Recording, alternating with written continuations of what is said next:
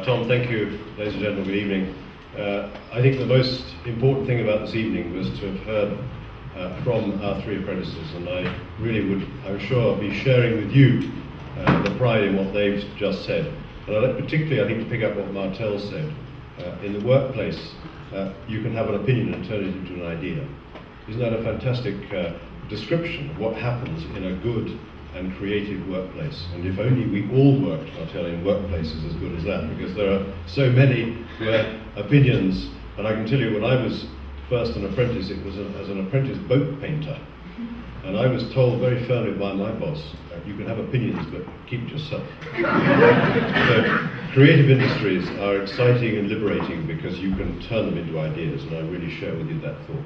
I also think that the reason that I've spent quite a bit of time with Tom and others on this whole business of growing the capacity of our sector is because I believe passionately, as I think all of us in this room will do, that taking the talent of this nation, the young talent of this nation, and turning it into what we know will be the economic engine of this nation is the most important obligation we've got.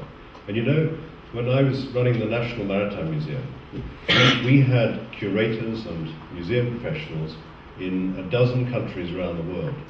Why? Because we were invited there, because we had a British export. The creative industries, all that we do, I've heard the Prime Minister say, are an important part of Britain's economy and a growing part of Britain's economy. And from the National Maritime Museum, one tiny part of it, we have people in Hong Kong, we have people in Chile, people went to the States, to African nations, into the Middle East, and we were there by invitation.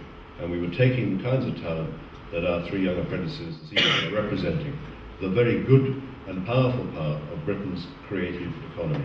So at the Museums, Libraries and Archives Council, we represent museums, libraries and archives all over England, and we have connections into Scotland and Wales and Northern Ireland. And I'm delighted to be in this museum. There are thousands of museums, but we need creative talent in all of them.